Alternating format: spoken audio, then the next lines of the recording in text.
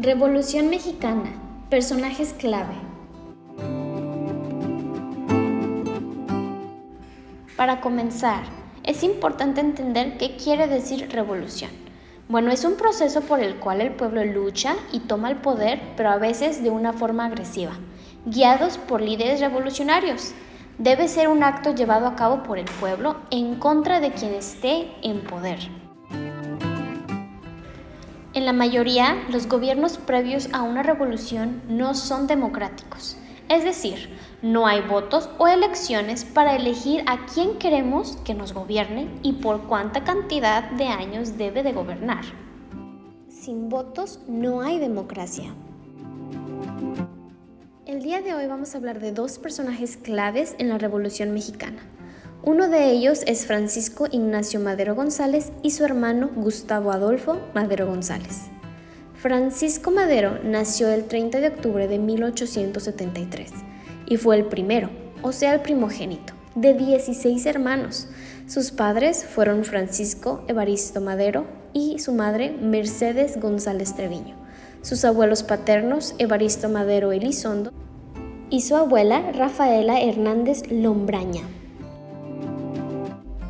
Gustavo Adolfo Madero González nació el 16 de enero de 1875 y fue el segundo de los 16 hermanos. Los nombres de sus hermanos son Mercedes, Magdalena, Alfonso, Emilio, Rafaela, Raúl, Gabriel, Julio, Ángela, Raúl Evaristo, María Luisa, Ramiro y Carlos Benjamín. Estos dos hermanos sabían muchas cosas, entre ellas leer, escribir y hacer cuentas, porque aprendieron en su casa con profesoras particulares, como se usaba entonces. También les enseñaron poemas y rimas, como estos versos de El Soldado de la Libertad. Sobre un caballo brioso camina un joven guerrero, cubierto de maduro acero, lleno de bélico ardor. Lleva la espada en el cinto, lleva en la cuja la lanza, brilla en su faz la esperanza y en sus ojos el valor. Cuando tenían 12 y 10 años, por fin, sus papás los mandaron a internos. Primero a Saltillo, a la escuela de San Juan, a estudiar la primaria y luego a Baltimore, en Estados Unidos, a hacer la secundaria. Todas las semanas recibían cartas de sus padres que les contaban, por ejemplo, que se había inaugurado el primer teléfono o que se había iluminado por primera vez con la luz eléctrica las calles de la Ciudad de México. En poco tiempo aprendieron a hablar inglés y estaban muy contentos en la escuela, pero un día sus papás fueron por ellos y poco después los mandaron a estudiar a Francia. Los hermanos Madero vivieron 5 años en Francia, primero solos y después con su familia, que se estableció una temporada en Versalles, cerca de París. En su vida adulta, Francisco se casó con Sara y no tuvo hijos. Gustavo se casó con Carolina y tuvieron 7 hijos. Gustavo se estableció en Lagos de Moreno, Jalisco, donde atendía sus negocios, y Francisco en San Pedro de las Colonias, Coahuila, donde administraba sus haciendas. En la política, Francisco y Gustavo habían observado que cuando había elecciones para presidente o gobernador, siempre ganaba Porfirio Díaz y sus amigos, y estaban furiosos. Organizaron en Coahuila una agrupación que buscaba que ni el gobernador ni los presidentes municipales ocuparan su cargo más de una vez, y más tarde, otra que llamaron Partido Antirreeleccionista, para que no volviera a ganar Porfirio Díaz la presidencia. Después de recorrer el país, Francisco tuvo un impulso que no pudo frenar y se encerró a escribir un libro que hablaba de la necesidad de que nunca jamás un presidente de México volviera a reelegirse, y menos don Porfirio. Ese libro se llamó La sucesión presidencial en 1910. Su familia se preocupó por Francisco.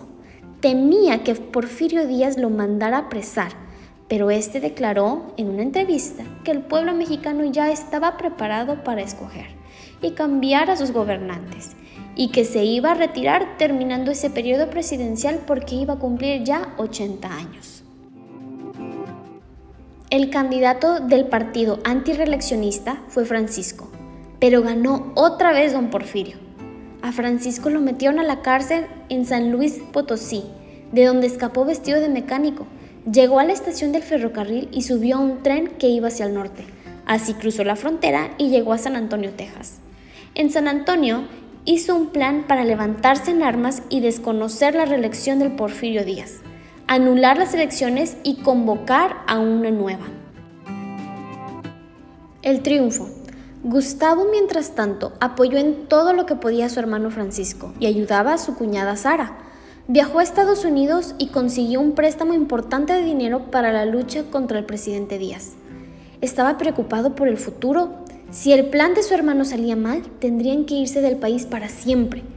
Francisco había llamado Plan de San Luis a su estrategia para acabar con don Porfirio. Le había puesto así porque ahí, en San Luis, fue encarcelado. Francisco regresó de San Antonio a pelear y participó en las batallas en contra del gobierno de Porfirio Díaz, quien terminó por renunciar a la presidencia de México después de 31 años en el poder. Entonces, Gustavo fundó el Partido Constitucional Progresista, que postuló a Francisco para presidente y ganó las elecciones. La presidencia y el fin de un sueño. A Gustavo no le gustaba la política, pero se convirtió en diputado. Pensaba retirarse para atender sus negocios y, sobre todo, a sus hijos. Y como quería mucho a su hermano mayor, criticaba su gobierno. Siempre le decía lo que la gente no se atrevía, pero Francisco no lo escuchaba. Gustavo estaba triste, así que su hermano lo nombró embajador en Japón, a donde no llegó, porque a pesar de que le suplicó a Francisco que quitara de su puesto al general que tenían el mando de las tropas de la Ciudad de México, no lo hizo, y este los traicionó y los hizo prisioneros. Tenías razón, Gustavito, tu visión era muy cierta. Dicen que ya estaba escrito, la traición vendría de Huerta. Los dos hermanos murieron por sus ideas de cambio y libertad.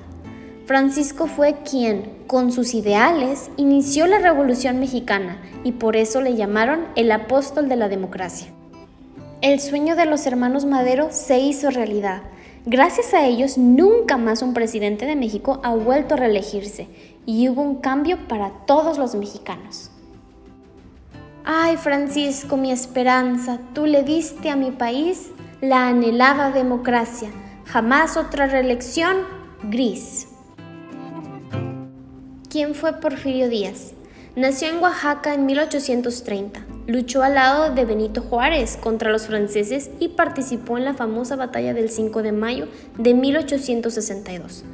A su permanencia en el poder como presidente de México de 1876 a 1911, con solo un intervalo de 1880 a 1884, se le conoce como el Porfiriato. Cuando renuncia a la presidencia, derrotado por la revolución encabezada por Francisco Ignacio Madero, se embarcó en el Ipiranga hacia Francia, donde murió en 1915.